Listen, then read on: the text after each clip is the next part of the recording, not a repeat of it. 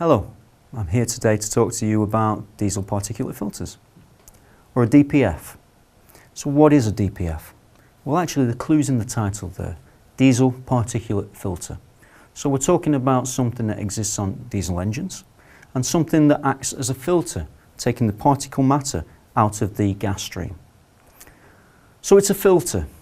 It's a filter in the same way as an air filter or an oil filter kind of operates. That's what it's supposed to do. It's taking the particle matter, or the soot most commonly, out of the gas stream. Doesn't sound so sophisticated, but it's actually quite a new technology. It's been introduced as part of the Euro 5 legislation and standard that the EU governments have been adopting on the original equipment manufacturers. So we in the aftermarket have to follow and adapt to meet these new criteria. And part of that includes the adoption of diesel particulate filter. So whilst it's new today, you will start to see this much more prevalent within the aftermarket. In many ways, a parallel there from the introduction of CAT 15 years ago. The catalytic converter was once new, but now it's everyday and everybody's comfortable and familiar with it. DPF is going through the same kind of journey. So a diesel particulate filter is a really important function and component within the diesel engine now and the diesel emission system. So if we just quickly recap on the diesel CAT, we all know that diesel engines always run lean. They operate in a two-way mode, cooler than a petrol CAT. The normal emissions gas temperature on a diesel is about 300 degrees. At idle, that perhaps drops to about 100 degrees. And regeneration, which is a really important topic which I'll come to a little bit later, regeneration occurs at around 650 degrees. I mention those numbers now because it's just useful to hold on to them. So before the advent or the introduction of diesel particulate filters, what we used to see was the taxis and the buses and the wagons running around on the roads emitting plumes of black smoke. And essentially what that black smoke is the soot from that diesel burn. With the introduction of Euro 5 in 2009 in the aftermarket, what we're now seeing is the requirement to manage that emission, that particle matter, to clean the airstream and try and help control and contain that soot particle to stop it being emitted into the air. Since Euro 5, what we're now finding is every few years that standard is becoming more and more stringent, and actually we're having to manage that gas flow in a much more particular way, a much more effective way, cleaning that gas flow. So let's go back a little bit. If we look at the introduction of CATs, what we were trying to do then was manage the hydrocarbons, converting those harmful gases into something less harmful, most commonly treating carbon monoxide and taking it to carbon dioxide, as well as managing some of the nitrous oxide gases, the NOx gases that we see some discussion about, particularly with VW at the moment. What we're dealing now with the introduction of DPFs is the management of that particulate matter. And later, as we start to talk about selective catalytic reduction, we'll come back to those NOx gases. And what we're trying to do is offer a complete package of technologies managing those gas emissions. So a DPF looks at managing the particle matter, trapping that soot, and it's actually successful in trapping about 95% of the soot that's created through that diesel burn. So manufacturers are being driven to get ever more sophisticated in their approach. But the basic principle there is the same. Different ways of going about it, but actually the aim, the function of the DPF is the same. So it's essentially a soot trap. It's a filter, as I said, like any other filter. The problem and the difference between a DPF and an air filter or a cabin filter or an oil filter actually finds itself more centered on cost than on function. So if you think of an air filter or an oil filter as just a regular annual service item, it costs very little and is easily replaced. The key differential with the DPF is that cost. It can be many thousands of pounds to replace this technology. That's not something that people want to add into their annual bills.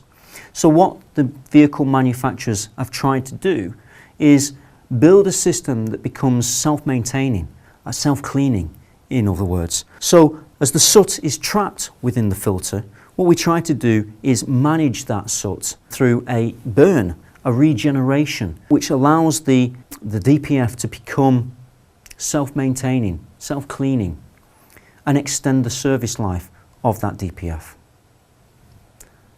Now, there are different technologies, there are different ways of achieving this self-maintaining technology. Primarily, there are two systems. One is a thermal system, generally favoured by the German brands of BMW, Mercedes. And then there is also the fuel additive system, where an additive, airless PAT fluid, is used to reduce the burn temperature within the DPF, allowing that regeneration to occur more easily at lower temperatures than might otherwise be necessary. This tends to mean that the different technologies have different requirements and actually different service intervals. So if you think about a good thermal system on a BMW, for instance, typically the service life of that application might be 100, even 150,000 miles. Whereas on some of the fuel additive systems, generally favoured by some of the French marques, the service life of those applications tends to be closer to around 80,000 miles. So to quickly recap, a diesel particulate filter is a soot trap. It's there to fill with soot and then manage that soot in a way that doesn't compromise the performance of the vehicle. The gas temperature under normal operating circumstances in a diesel engine is around 300–350 degrees C. Regeneration, which allows the soot to be burnt away, occurs around 650 degrees centigrade. So we need to manage that process to allow that component to become self-cleaning, self-managing. So if we think about the gas flow through this monolith, what we're seeing is that the gas will enter through a cellular kind of construction, and the soot will be trapped at the end and the gas will emit through. So over time, that soot will build up until it's about 50% full. So if you think about this technology in some ways like a tea bag, it holds the tea leaves inside, allows the water to pass through. It's not particularly sophisticated stuff. It's just how the car and the engine management manages that situation of that soot trap, allowing it to clean itself, that actually provides the sophistication. But it's not actually that much in terms of sophistication. It's a simple filter. It's a physical filter, just like that oil filter, just like that air filter. The problems occur when this filter becomes clogged, and that's where we just need to take steps to try to avoid the situation in the first place, but diagnose the reasons for why those problems may occur. The way in which we can avoid a DPF filter becoming clogged is through a process we call regeneration.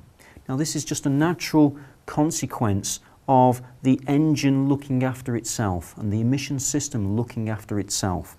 So what we'll see is a sensor before and after the monolith.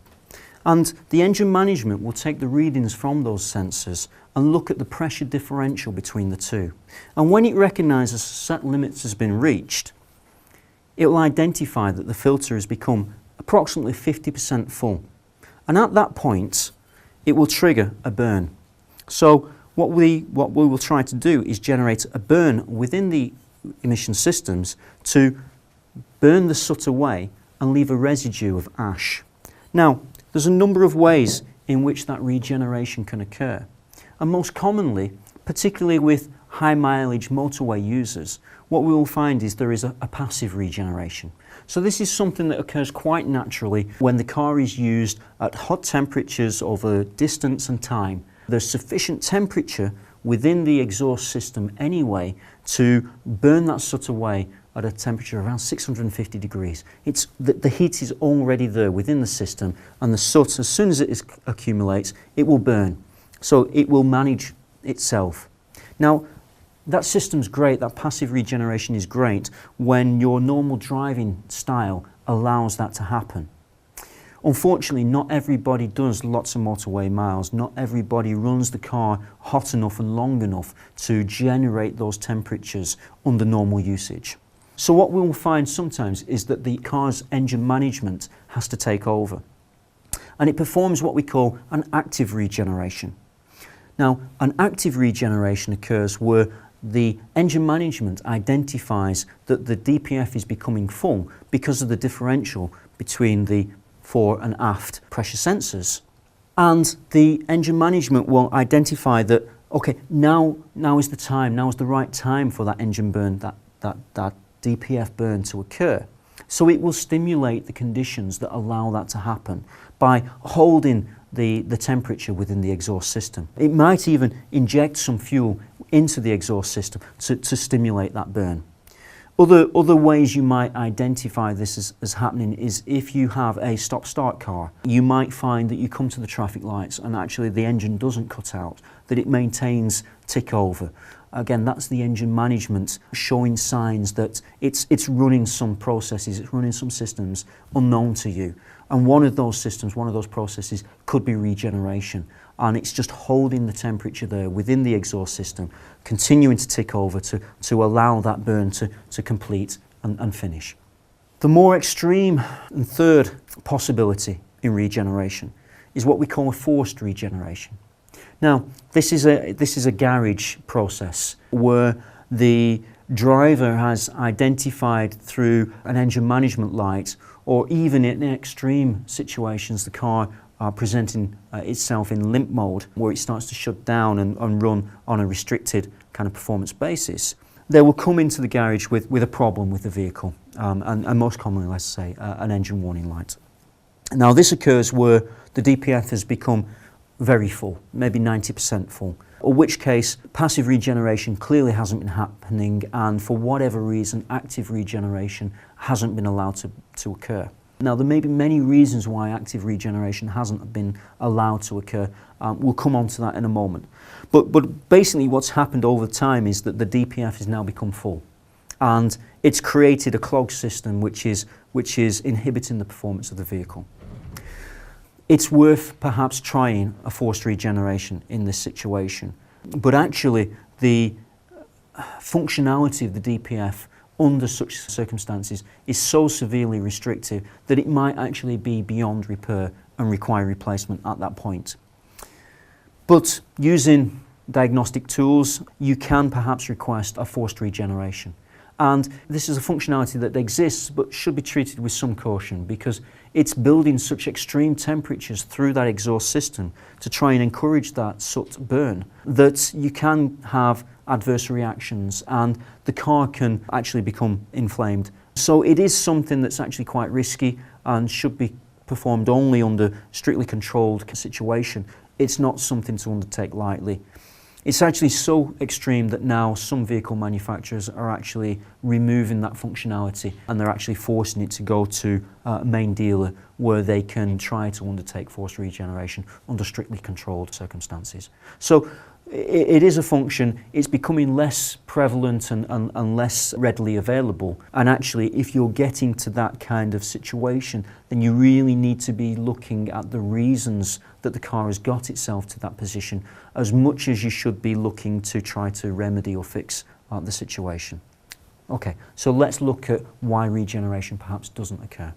There's not an awful lot to go wrong with the DPF. It doesn't have a lot of moving parts. And actually, when it tends to show signs of failure, it's doing its job. It's trapping that soot. It's becoming full.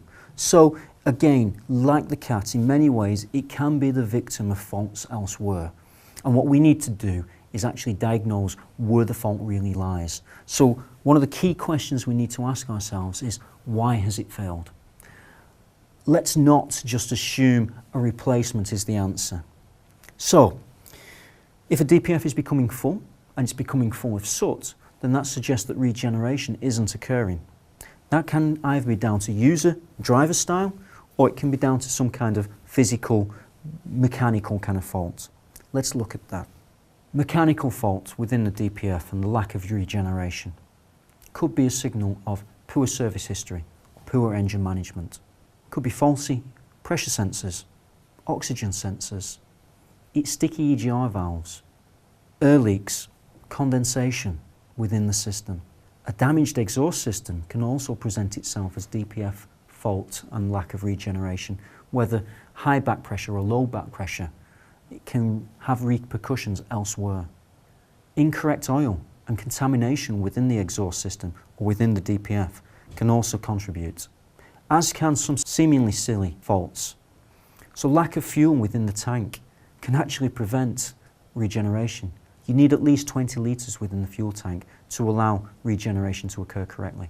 Regeneration itself takes about 20 minutes, so if the car isn't running hot and long enough, then again regeneration is not going to complete. Engine management lights. If there's something at fault elsewhere within the engine management, that can actually prevent regeneration occurring as well. So look for the reasons why regeneration may not be happening. Is there a good, healthy running car elsewhere? Has it been serviced and maintained correctly? Is there any signs of physical damage within the system? Eliminate as much as possible, and then you can likely fix the fault and allow regeneration to happen quite naturally within the passive or the active regeneration mode. Of course, you've also got user error, and driving style can have a major influence on the outcome and the health of that DPF. It used to be a bit of an old wives' kind of myth, take it on a good blast down the motorway or to the seaside. It's true, if you're running to the supermarket or just doing the school run and the car's not operating for more than 5 miles or 10 minutes twice a day, then the circumstances for regeneration to occur just aren't there. So the soot will be building up because the engine's in use. It's just you're not allowing the system to clean itself by creating the conditions. So neither passive or active regeneration will occur in that mode. So driving style and usage can be a major influence here. So we've looked at how a DPF operates. Perhaps at this point it'd be useful to tell you what kind of materials are used and how an aftermarket DPF can differ from an OE DPF. One of the things that we have to try to do within the aftermarket is produce a product to a price point that users are comfortable with. Unfortunately, with the DPF, the original can be very, very expensive, and there are good reasons why that is, but it becomes so expensive that the temptation in the aftermarket can be to avoid the technology rather than to try and embrace and use the technology. So, if we look at an OE DPF monolith, we can see that it's made of a material called silicon carbide, and we can tell that because of the cellular construction that we see in the diagrams and on the sample. This is a great material. It really is very good. It has excellent thermal properties. Unfortunately, it's actually very expensive to make. So whilst it's an excellent technology, it's not necessarily something that we want to use within the aftermarket. If you recall, we talked about regeneration occurring at around 650 degrees Celsius. This material is good to about 2,500 degrees. So in many ways, it's over-specified for what we need within that emissions burn. So fantastic technology, perhaps a little overkill. What we tend to find in the aftermarket is a material called corderite. Now corderite is already in use in the aftermarket. It's the substrate, it's the material that we use most commonly in catalytic converters. But it too has excellent thermal properties. This material is good to about 1300 degrees. So it's more than twice as capable of dealing with the normal operating temperature of the burn, the regeneration burn in a DPF. It's cheaper, it's easier to use and make, and it's got excellent thermal properties. So I would suggest that this is an excellent compromise, allowing the aftermarket quite legitimately to change from the way OE does things to offer an aftermarket alternative that doesn't compromise performance in any way, but allows us to compete at a price point more acceptable to you. There is a difference between the way a CAT and a DPF operates. If we think about a DPF as a filter, it traps the soot, so it holds the soot in place. A CAT is a flow-through device. So in a CAT, we're looking to create a lot of surface area using a very concentrated cell per inch. And then within that surface area, we're using precious metals to act as a catalytic reaction. A signal of that comes in this browny, yellowy appearance. That signals that it has a good healthy loading of precious metals. Those precious metals are very, very expensive. A DPF has the same material and the same kind of construction, but generally the cells per inch a little bit more widely spaced, and of course, acting as a filter, the ends are blocked. It's white in appearance, and that signals in its raw condition, in its raw colour, this is not coated. It's one of the differences between the CAT and the DPF. So we've explained a little bit about how a DPF works. It's important to recognise that this is a legal requirement following the Euro standards adopted by the EU. Early incarnations didn't necessarily require type approval. So what you will see is some Euro 4 filter-only applications that are not type approved. But everything that's combined with a catalytic converter or Euro 5 onwards absolutely must be type approved and is type approved under an EU regulation R103 in exactly the same way as catalytic converters.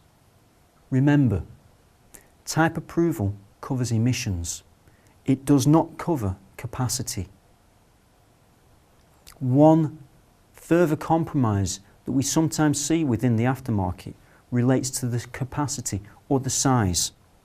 So if we talk about these monoliths being expensive, a key part of the functionality of a DPF, one temptation would be to reduce the capacity, limiting the space available for us to use in filling up and filtering that soot. But perhaps that is a compromise too far, because that will compromise the performance of the vehicle in efforts to achieve those cost savings and those price points. But in reducing the capacity within the monolith, regeneration is having to occur much more frequently because it's becoming full much more often. And if regeneration cannot occur for whatever reason, then the DPF will fill much more quickly, creating problems for the owners and for you in the garage trade. So remember, type approval is a legal requirement, but it tests the emissions. It doesn't test the internals. It's an MOT requirement as well as a type approval requirement that a DPF exists where it exists on the original vehicle. This is something that's fairly new, and in the early introduction of DPF technology, what we found, because this technology was very expensive, was when problems occurred, people were looking to avoid the additional cost. So we were seeing instances of people cutting the DPF out of the exhaust system and replacing it with an empty box or with a bit of pipe work, remapping the ECU and then driving away without this technology, emitting an awful lot more particle emissions, 95% more particle matter than would otherwise have been emitted. That was perfectly legal because there was no legislation around this technology on introduction around 2009. Since then, however, the MOT has required a visual check so that if the DPF was installed on the original vehicle, it now has to be installed within the vehicle for it to pass the MOT. If it's not present, it's a failure and somebody's looking at a healthier bill. It's a visual check at the moment, but I would argue that in the same way as CAT technology became more commonplace and the testing of the CAT technology became much more sophisticated, so this visual check on the MOT will become replaced and built upon by something much more advanced and stringent. My message really is try not to avoid this technology. It's not going to go away. It's there for a reason. And the sooner that you embrace this technology, become comfortable with this technology, and make some good money out of this technology, the better positioned you will be. I hope this has been interesting for you. I hope you've learnt something. Thank you for listening.